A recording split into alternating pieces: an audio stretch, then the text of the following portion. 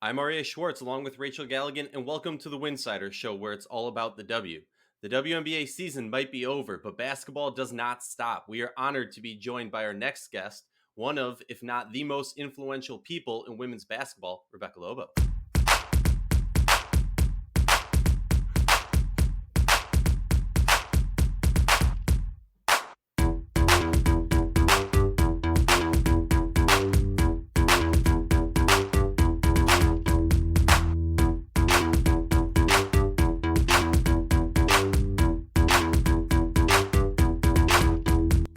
If you like our show, please consider joining our Patreon community. For less than a cup of coffee a month, you can directly show support for the hard work we do covering the W. And don't forget to see the amazing staff's written content over at winsidr.com. That's winsidr.com. We have a Hall of Famer, a college legend, a WNBA and national team star, turned one of the biggest names in women's basketball coverage, Rebecca Lobo. It is a giant honor to have you on the show. How you doing? Well, I have to start with two questions. My first question for you is the music. Thank Yes. you. Thank you. Where is that something you put together on your own like keyboard or what's going on there? No, I have a good friend of mine, Mike Negrin. He actually traveled to Seattle for the All Star game a few years back, and then to Minnesota and made some cool All Star game videos. And he was like, you guys need a better song, a little intro music, so I'll make it." And he was inspired by old school video games. Okay. All right. Well, I'm glad we got that out there. The second one, elaborate. If people want to join your Patreon community, exactly how do we do that? Patreon.com/Winsidr. We do exclusive coverage. We do exclusive podcasts and content right there for fans. We don't want too much to be behind the paywall because we want to grow the game and get as much WNBA coverage out there. We like to give you a little something extra, like a custom graphic by our graphics designer for joining. Oh, great. Well, because you guys have been putting a ton of content out there, we really appreciate it. And I'm a big believer in people supporting financially as well the content they're looking for. So I will. I was not aware that there was extra graphics behind the paywall. So I'm going to have to get in on that action, guys. We might be able to make a custom graphic of you. We should do a Rebecca Lobo wallpaper. That'd be pretty good. That'd be pretty dope. We're going to do that. All right. Well, Rebecca, we are so happy to have you. I mean, you are fresh off the finals. You and Ryan did a phenomenal job. And hey, shout out to everyone who was working behind the scenes and on the scenes. Holly Rowe, everyone who did such a phenomenal job this season covering the league. We're going to get into kind of the matchup later on in the show, but you have, as Arya said, you've become really the face of women's basketball, at least for me. And when we talk about college basketball, when we talk about WNBA, you're everywhere. You know everything. You're like the oracle. It feels like at this point, but I want to. You're so used to talking about everybody else. I want to talk about you. I want to make you talk about yourself a little bit more. And we've got a lot of stuff to ask you, but I want to start with a quote here, and this really resonated with me. No one in all the years that I have been here has had the impact on the court and off the court that Rebecca has had and has continued, both in the WNBA as being one of the founders and continuing to promote the game on ESPN, and all the other things that Rebecca has done to further the role model that she is for all the young people that look up to her, emulated what she has been, a great student, a great athlete, a great person, someone that I've cherished to have the opportunity to work with and to call my friend. That is from the great Gina Auriemma, your former coach. And I just feel like that's a perfect quote for you. I'm curious, as we get into kind of your career, I want to start from the beginning. What has it been like, this journey for you, in particular, starting with your experience with Gino? The journey has certainly been unexpected. I came along in an era there was no professional basketball in the U.S. There were very few women's games, even on television. So, like kids who played basketball in my generation played because you loved it. You didn't play it to get any attention or any notoriety because those things didn't exist for girls playing basketball or women playing basketball in those days. So, I was just like the awkward, really tall girl who liked playing basketball. And I'm really fortunate that, I chose to go to the University of excuse me, the University of Connecticut. Was not yet a powerhouse. It was this up and coming school in the original Big East. And I really, really liked Coach Oriam, and I really liked Chris Daly, and my heart told me to go to UConn, and so I did. And playing basketball at UConn completely changed my life. If I hadn't played there, I would, the last 25 years would have been a completely different journey for me. So a lot of it was just, I was a kid who liked to play basketball because I was really tall, and and all of a sudden, boom, boom, boom, this life and this puzzle comes together for me, where I get to play basketball, get to play in a WNBA that, didn't exist even when I was a senior in college. And then the last 15 years, I've been on this amazing journey where I get to talk about this game that I love. So I've just been really, really fortunate. Title IX played a huge part in that. I was born in 1973. Title IX was passed in 1972. I benefited in a big, big way from Title IX and it finally being implemented and really followed by the time I got to college. So, you know, I my story is certainly one of good timing and a lot of luck. Well, you may downplay it, but you were more than just a tall person. You also set some records in high school, but I'm not going to get into that. I want to talk about UConn. In 95, UConn goes 35 and 0, wins the national championship. You carried home basically every award that year, and it was UConn's first title. And you touched on this a little bit. We know, growing up in today's age, covering women's basketball, learning about women's basketball, we all know the dynasty that is UConn. But what was the pitch and what were the reasons for you back then to go to this team that really hadn't established themselves yet? Yeah, it's funny because like it wasn't then, and I don't think it is even now, like a pitch when you're dealing with Coach Oriama. He's, one of the most honest people that you'll be around. It's and even in my recruiting process, it wasn't even like he spent a lot of time or Chris Daly spent a lot of time, selling the school to me. They were just getting to know me. And I liked them. I thought they were funny. I thought they were interesting. My parents were both teachers in Connecticut. Even though I grew up in Massachusetts, my parents were teachers in Connecticut, and like they did not want me to go to UConn. My mom was like, "That's a safety school. You have a chance to go to Stanford or Notre Dame or Northwestern or Virginia. Like, don't you want to go to a school like that?" And I just felt like, I can get a really good education no matter where I go if I want to. And I really, really wanted to play for this guy, and I really wanted to play for Chris Daly. And it was, one of the best decisions I've ever made in my life. And again, it wasn't a pitch. It was just him. He never told me, that you'll start. All he said is you'll get what you earn. I just felt like that guy could get the most out of me as a basketball player, and that I would enjoy playing basketball for him. And he's really hard to play for because he is so honest and he is so demanding, and he never lets you like skate by in any way. Every time you make a mistake, every single time you make a mistake, he points it out to you and everybody else that's on the court. And it makes you accountable every minute. It's one of the reasons his players have had so much success and his teams have had so much success is um, excellence is demanded of you every single day. And it's funny because now I get to go and watch their practices sometimes. Well, before COVID-19, I could go and watch practices if I was covering the team, and he's still the same now as he was, when he was younger and when I was playing for him. Just his demanding nature, and it's different from anywhere else that I've watched and been. I think an interesting aspect of this is, like we talked about, nowadays you look at this and half the WNBA, that might be a little bit of exaggeration, but half the team has come from UConn. And they have so many accolades, so many MVP awards, so many first team, second team, all that jazz. Do you feel a sense of pride and accomplishment for your part in starting this dynasty and creating the sisterhood of UConn in the W? I certainly, as I've gotten older and they've done more, I've taken pride in my place in it and our team's place in it. Because when we won a national championship, that was 1995. That was their first one. It was my senior year. Like, we had no idea it was going to be the first of many, the first of 11. Like, none of us knew that. We just knew that we accomplished something that we've been working really hard for.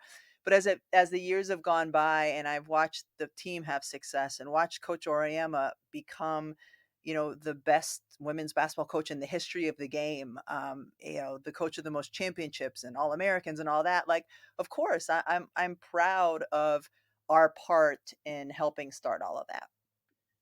Well, and then okay, so your collegiate career gets done. You just win a minor national championship, the first of many. Again, we talk about you really just being that inaugural, I feel like, just group that started that, which is incredible. But the WNBA didn't start till '97. So you Yep. graduate in '95. The WNBA's first season isn't till '97.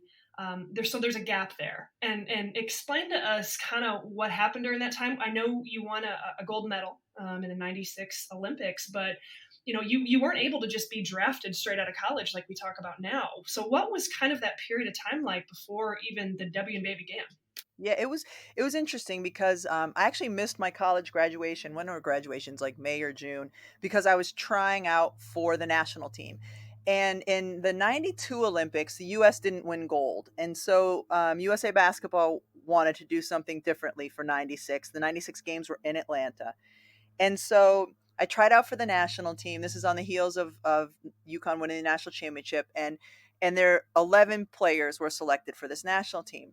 And while we were out at the tryouts, we had to sign this contract saying that, for the next year, we would devote our lives basically to USA Basketball. We get paid $50,000, which was a huge pay cut for some of the women who were playing overseas: Katrina McLean, Teresa Edwards, probably Lisa Leslie.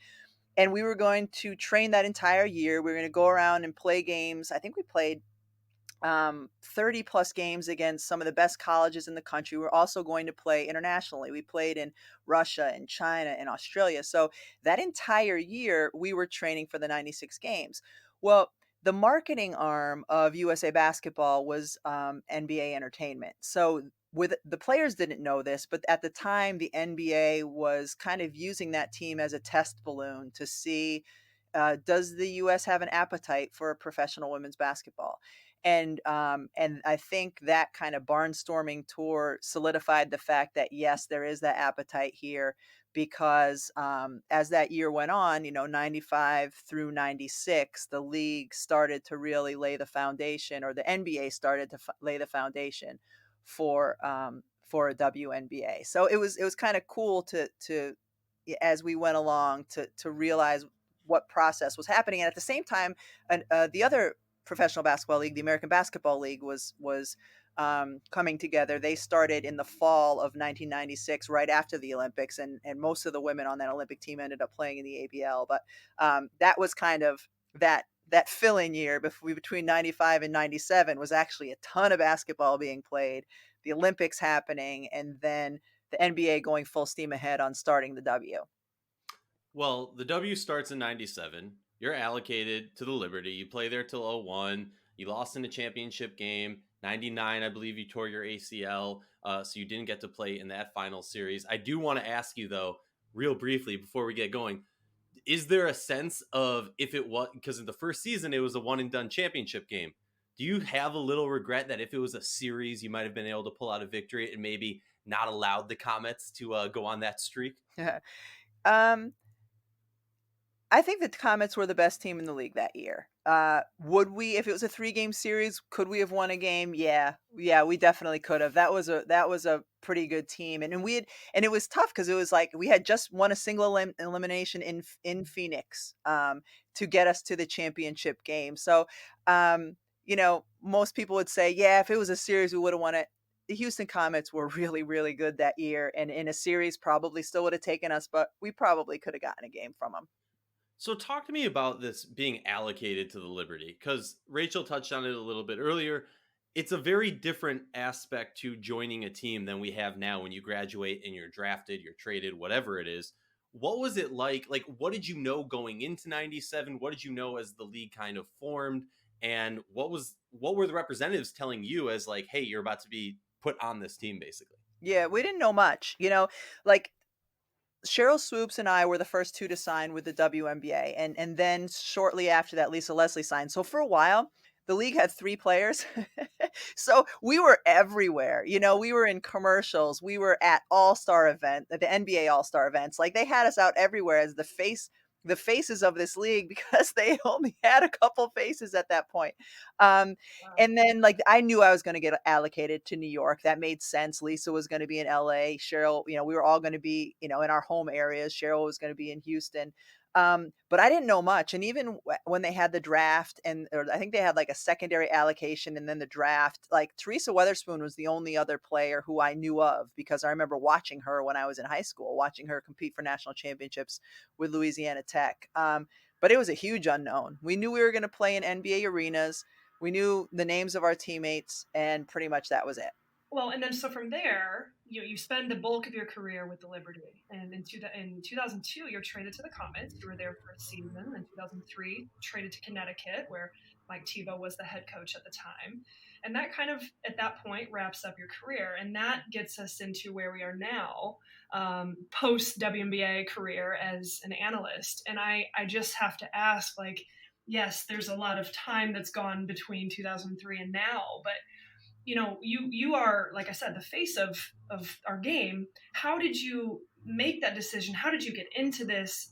When you decided to hang them up, like what happened after that? I decided to retire in 2003, but I'd had a chance to do some work at ESPN when I was still a player.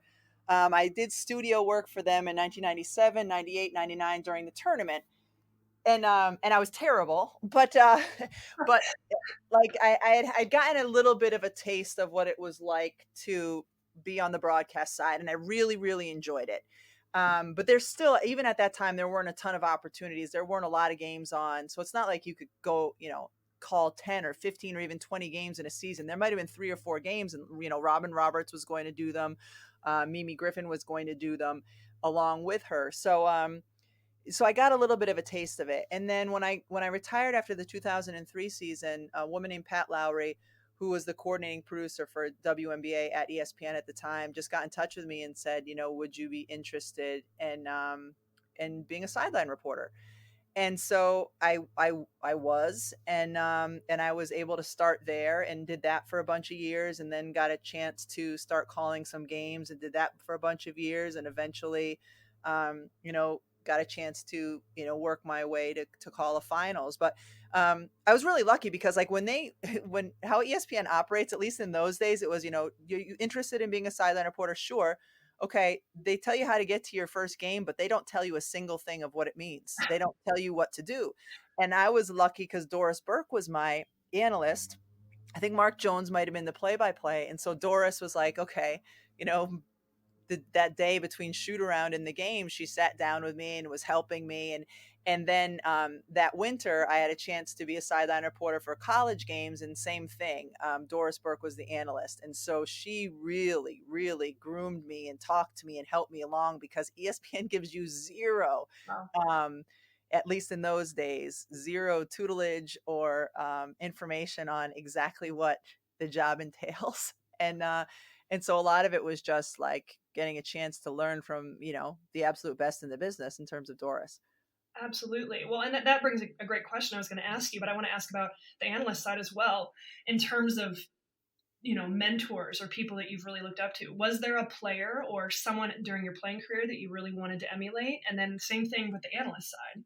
Was it Doris Burke? Growing up, I'm from Massachusetts, so like those were the days when the Celtics were killing everybody, and so Larry Bird was, the player that I grew up loving. And then when I got older, I was a big David Robinson fan. That's why I chose to wear number 50 at UConn. Love it. And then no, not like as an analyst again, there weren't enough games on to really tune your ear to somebody and say, oh, I really like the way they call a game. But when I first started, I just, as a sideline reporter, what you're doing all game is listening to the broadcast. And so for me, that was being able to listen to Doris.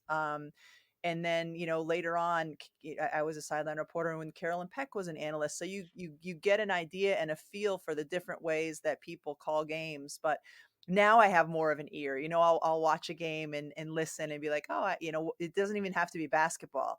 Like, oh, that person has a smile in their voice, or that person just explained something really well. And you get a different ear when you're watching of the analyst that you like for whatever the reason. I just want to say, this is a point that I want to make, and I watch a ton of basketball. I swear it's all that I do throughout the season. One thing I really respect about you, Rebecca, and I'm not trying to just butter you up, I'm serious, is you keep it real. It's not all rainbows and cupcakes all the time. You're not afraid to give your opinion out there. You will tell it like it is. If there's a horrendous call, you'll call it like it is. And I just think we need more of that. And I really respect that you do that. Okay. Sorry for interrupting, Maria. Don't forget to hit subscribe on your favorite podcast app for Winsidr Daily, the only podcast that breaks down every single WNBA game. If you're looking for more articles to read, that's winsidr.com. And if you want some visual content, youtube.com/Winsidr. No, that's actually a perfect segue into this, because now I want to talk about the 2020 WNBA season and forward. I'm curious your thoughts on this season. Obviously, unprecedented, crazy time could be said about literally every aspect of it. Honestly, I'm just jealous that I didn't get to be in the bubble wubble to see all the stuff that went on behind scenes when games weren't going on. But I'm curious for you, what were kind of surprises and disappointments of the season in terms of the play? I wouldn't say there were any disappointments for me. I mean, coming into this thing, it was just such a crazy time. I was curious, and I was talking to some of my colleagues before the season started.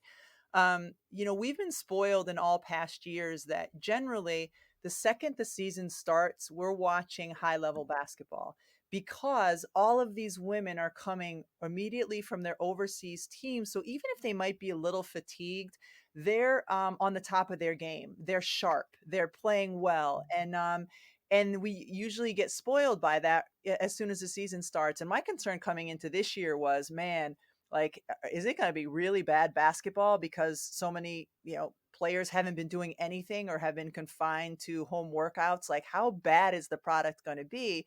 Compounded by, we're going to have more games on television than ever before. So I hope it's not like, oh, here's a ton of women's basketball and they're going to be terrible. And so I was pleasantly surprised that that wasn't the case. Like the first few games, at least that we were able to cover, I was like, oh, this is better than I expected it to be. But you kind of had to have a realistic expectation going in. Um, the only disappointing thing, I love when playoff series can go 5 games, all of them. Like, it would have been great if the Seattle Minnesota series went 5. It would have been great if this championship series had gone 5, just because it's it's a big showcase, and you want people who are tuning in for the first time to say, wow, these women can really, really play. And so I feel like, we would have loved to have 2 more games of that. But like, to play every other day is really, really hard. A couple of years ago, I remember thinking that when they had the shortened season because of the World Championships, so that would have been 2018. Just thinking, man, the Players Association cannot allow this to happen again. There's too many games in a short amount of time. They've got to be tired. There could be injuries. And then this year, out of necessity, it was way worse than that in terms of just the frequency of games, which was great for the fan and the viewer, but had to have been brutal on the players' bodies. So overall, watching all of the games, I was pleasantly surprised that, one, they were able to pull this thing off in the middle of a pandemic, that they were able to show that our entire society, that if you follow the science and use testing, that you can live somewhat of a normal life. And I was really pleased by the performances that we were able to enjoy. Well, speaking of the injuries, there's a lot of ankle rolling, a lot of ankle injuries, which I didn't expect that was going to, like, going into the season. I definitely thought, okay, there's going to be an uptake in injuries and probably like one style of injury. I did not see ankle rolls and sprained ankles as the one. Would have loved to see more of Sabrina's rookie season. Right. And also, to your point, like early on in the season, I think I expected more of like low scoring games. And there was a quote that came out from Cheryl Reeve at one point. You might have even been the one who brought this to light on one of the broadcasts, but she spoke about how she focused on defense because we knew all these other teams were focusing so much on offense, and we wanted to make sure that we had a defense. And hey, it worked for them, getting them to the semifinals. It was a great season for the Lynx. I want to talk about the finals real quickly. The Storm win the championship and they go 6-0 in the playoffs. Not what we would love to see in regards to going to 5. A lot of attention has gone to the Storm, their potent offense, the depth of this team, their suffocating defense, their all-star lineup. Like, I could go on, but I want to look at the Aces for a little bit. Obviously, they missed Hamby big time in the finals. A take that I've kind of been pushing, and I'm curious your thoughts on this because you're an elite basketball mind. Liz Cambage, Kelsey Plum didn't play. I look at Plum missing as kind of the key bigger issue for this team during this season, which I realize is kind of ridiculous because they were the number one seed and just lost in the finals. But I kind of looked at the guard play as more of an issue, and also not having Liz there as an opportunity for A'ja to step into that MVP role. What kind of wasn't working in your mind for the Aces? They just didn't have enough, they like to compete with Seattle. Seattle's going to score a lot of points. And to your point, in terms of the guard play, they didn't have enough guard scoring. You knew that was going to be one of the concerns for them when Kelsey Plum got injured, just because of all the, really good things that Danielle Robinson provides, consistent scoring. Especially in a half court game, wasn't going to be one of those things. So A'ja had a tremendous year. I thought the Vegas overall had a tremendous year. How many people Mhm. expected them to finish as the one seed? True. And the biggest thing for them, in terms of the matchup was with Seattle, was Hamby, because the Seattle Post, as mobile as they are, and you talk about their starting post and Howard and Brianna Stewart, when as soon as Hamby went down, Vegas just didn't have an answer for how to match up with them. And even Bill, I think in game one, when he went for a really short stretch with his small lineup, it was enough to see that small lineup with Angel at the 4 was just too small, and they still weren't going to be able to compete with the front line of Seattle. So but it felt coming in like, as long as Seattle stayed healthy, that this was going to be their year. That was just the sense they had. Everybody played. They didn't have anybody opt out. For the most part, they stayed healthy. I mean, Sue missed half the games, but you knew that, she was getting ready to be effective in the playoffs, in the finals. So it felt like it was going to be Seattle's year, and it would have to be somebody else ripping that away from them. And when Hamby got hurt, my sense was just like, I just don't think they have enough. And especially as hard fought as that semifinal series is with Connecticut, like, that had to take a lot out of Vegas, both physically and mentally. Then they only had one day off in between. So, they had a great season. They just ran into, I mean, Seattle was the best team in the league. Well, and I pointed this out at one point that I almost think that having the game one of Seattle Minnesota be delayed almost hurt Vegas, because then they got the bad end of both sides, where they had played a series to 5 and had to go immediately into the finals, but also the team they're going up to, who just swept Minnesota, didn't have that elongated break that maybe a little rustiness would have shaped back into the game. So they really it was just rough. But looking forward to the future of this league, with so many players not playing this season, do you see the power structure of this league dramatically changing next year, when hopefully we have a semi-normal season or a normal season and a lot of these stars come back? Well, that's the interesting thing, and that's the kind of the cool thing with the new collective bargaining agreement, is not only these players coming back, but how free agency plays into this. Liz Cambage getting the medical exemption, well, that still counts as a year of service for her. So now she's a free agent. Right. Like, free agency last year showed us, oh, this can really finally have an impact in the WNBA. So, so as we're all kind of thinking of, all right, what are teams going to look like next year? Well, first we have to really study who's a free agent, and how many other free agents are on the team, or what does the salary cap structure look like for that team.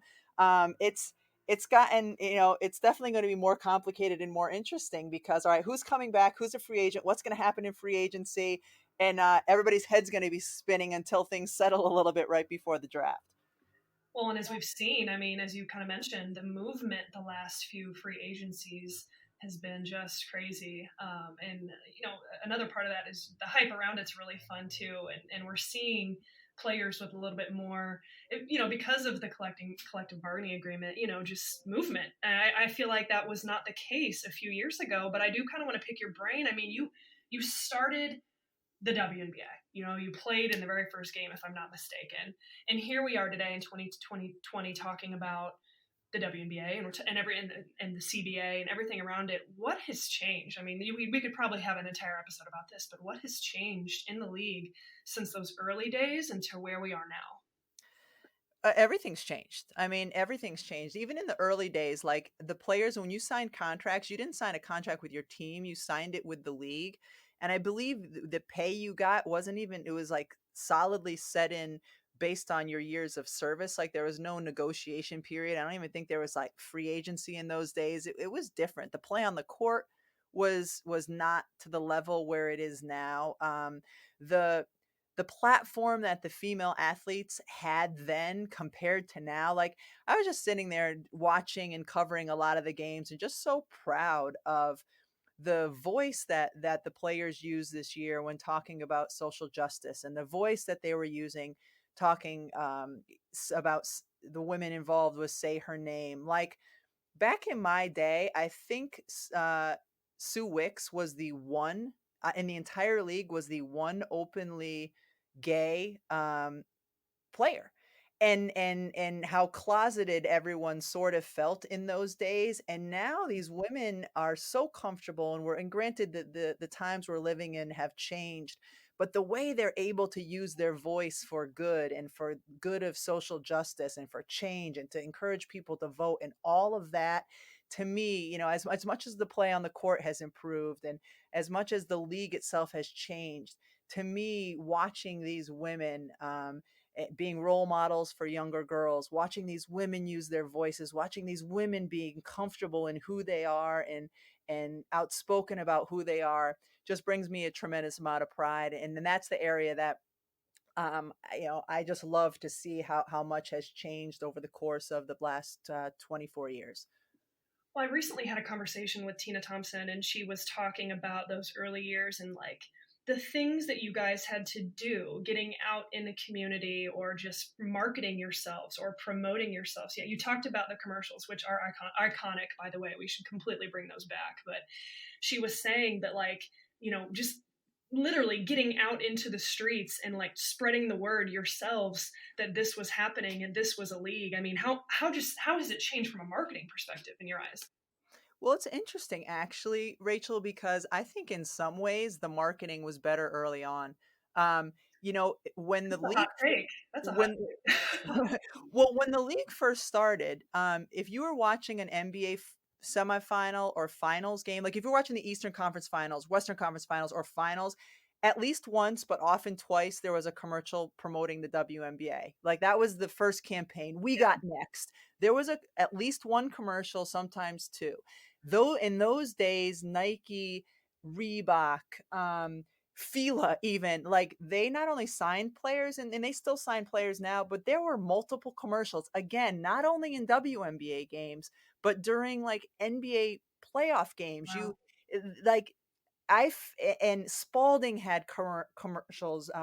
There was Mattel, Barbie had commercials. Like I think in some ways, and marketing was different then, of course. Now you have a lot more on social media, but in terms of mainstream television commercials, players with shoe deals who were in commercials. Um, Back then you would see a lot more than you even see now. And again, I understand how that's all shifted in terms of ads on Instagram or social media and all that sort of thing. But the league put a lot of financial might and power into marketing the WNBA in the early days.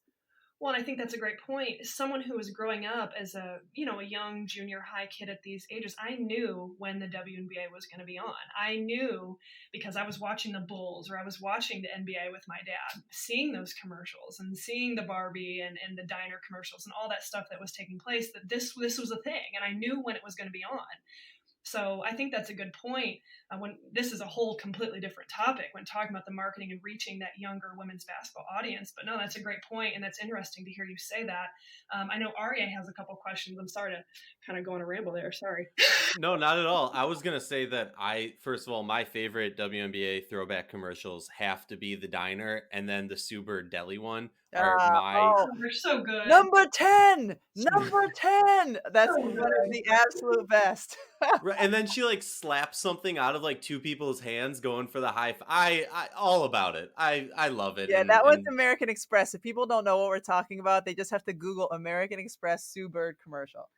Oh my God, so good. And wasn't Jewel, who was it? Who's the current WNBA player who was in one of those commercials as a kid? Oh, that was it was for the Atlanta Dream. That was Asia Durr, was in a local commercial for the Oh, Atlanta Dream back in the day. that's fun. See, that's what I'm talking about. That's the full circle that I love to see. But I have to put you on the hot seat. I know this. You have family ties to Minnesota. You have personal ties to Houston Comets. It's the question on every WNBA fan's mind.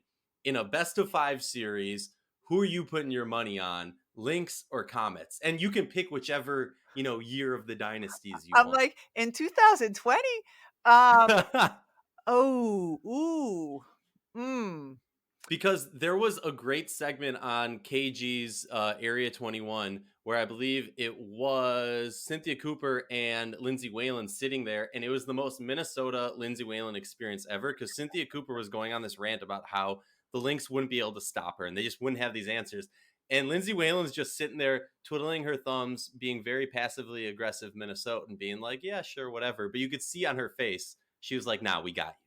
Well, you know what's funny is like back in the day when Houston was just crushing everybody, like they ran the pick and roll and the pick and pop to perfection. And that was like when teams first started running that action.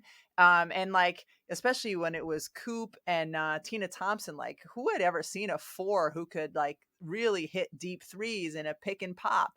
So this is the thing when you look at maybe one of the more recent Minnesota teams is over the course of time, people have really figured out defensive actions on how to slow that down. You still can't Mm. stop it, but certainly what Minnesota would have thrown at them defensively would be very different than what my New York Liberty team did in 1997 because nobody was icing screen and rolls then. Nobody was like doing a variety of things that they can do now.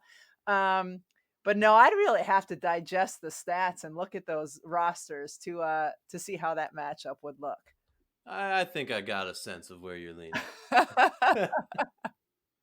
I'm like, if she's trying to sidestep this, we got to get her to answer it. Okay, so you're done. The WNBA is done. We're headed into the collegiate season, but we've got a little bit of time here with some unknowns with that. What do the next couple of months look like for you? Yeah, that's a good question. I really have absolutely no idea. It's it's kind of how I was in April and May and June. Like, okay, is there going to be a WNBA season? And then we found out there was. All right, are we going to be broadcasting the games? Oh, we're going to be broadcasting twice as many as we more normally do in the regular season. And then, all right, so now what is that going to look like? You know, for a while they were talking about having us fly back and forth to Florida, then realized that wasn't going to work. And then it was, all right, could we get you inside the bubble for 3 months? And that wasn't going to work for anybody. And then, all right, are we going to call the games from studio? Like, so that whole thing didn't come together in terms of what we were doing covering the WNBA until a couple weeks before the season started. So I have no idea what college seasons are going to look like. You know, right now, a lot of places, a lot of states, their numbers are going back up again in terms of positivity rate for COVID. What are schools going to still stay optimistic that practices will start in November and games will start? You know, what conference games I believe everyone's planning to start in January. So will there be preseason? Will there be a preseason tournament in a bubble somewhere where you bring a bunch of women's teams in to get some non-conference games? And I don't know the answer to any of that stuff. I'm reading about all that just like you guys are. And, you know, it's just going to be ready to roll with it. And again, in terms of us broadcasting games, I would assume it'll be a similar situation like WNBA where I'll be driving to Bristol to call a game or people will be calling games from their homes. I honestly don't know how that's all going to come together. Yeah, certainly a lot of unknowns as we kind of segue into the college season, but everybody make sure you're staying safe and we'll hope for the best. And it seems like, fingers crossed, there is going to be a season, but when that begins and what that looks like you said, in terms of a bubble and conference play, that's going to be very dependent on the conference and location. There's so many factors, like you said, that there's a lot we don't know right now. But before we let you go, and I toss this back to Aryeh, a really important question. What advice would you give your teenage self or any young female knowing what you know now in terms of not even just trying to be successful as a basketball player, as a professional, but what advice would you give yourself to be successful in life? Woo! You come with the heavy ones at the end. You know, I think that like the biggest thing in life and anything you do, right, is to stay true to yourself and to have a great work ethic. Like, I've got 4 kids. I have no idea yet what their interests are going to be, what they're going to want to do. And as a parent or as a coach or as anything else, your biggest thing is to hope that you can teach your kids to know how to work hard. And because that's going to take you so far already. So to develop a work ethic and then stay true to yourself, and hopefully yourself means that you know the difference between right and wrong and you do the right thing. So, and if I was giving advice to myself as a younger person, I was really, really shy. And the piece of advice would be like, don't be afraid to speak out when you know you're right. And I don't mean like, in a classroom or in wherever, like, I know the answer. And this, if something's happening and there's a right and a wrong and you know you're right, like speak out and be confident in it. And it's okay if there's might be some repercussions for it. It's really important in our world. And again, I wish I had a stronger voice when I was younger, even when I was a 22-year-old playing in the WNBA or at any point in my WNBA career. Like, again, going back to the women in the league now who are using their voice and are speaking out when they believe they're right. Like, I wish I was stronger in my voice in my day and making stronger statements when things were happening where I may have had a platform to do more. That would be, I guess, the advice I'd give to myself. Well, to finish up this podcast, I want to hit you with a quote, a very wise quote, one of the best quotes I've seen around from a Wikipedia page, as most things are these days. See if you know the quote. My oldest daughter, who was 4.5, and my husband were watching UConn men playing on television in the living room. My daughter walked in the room and looked at the TV and said to Steve, "Are those boys playing?" And I said yes. And my daughter said, "I didn't know boys played basketball." You have raised an amazing household, and I tip my cap to you. And I thank you so much for joining us and taking the time, especially the day after the WNBA finals are over when you probably want to relax with the family. And you took the time to join us for the show. So thank you so much, Rebecca. Oh, I appreciate you having me on. That 4.5-year-old is now 15 and a half. So, yeah, Wow. that just makes me like go, woo! Time's going a little bit fast. I should have adjusted the age to the current age. Yeah. But you gotta stay true to the quote. How great would it be if my 15-and-a-half-year-old came in and said, "Oh, I didn't know boys played basketball too." That would be amazing. Oh my God. Well, thank you so much and have a great rest of your day. All right, guys. Thank you.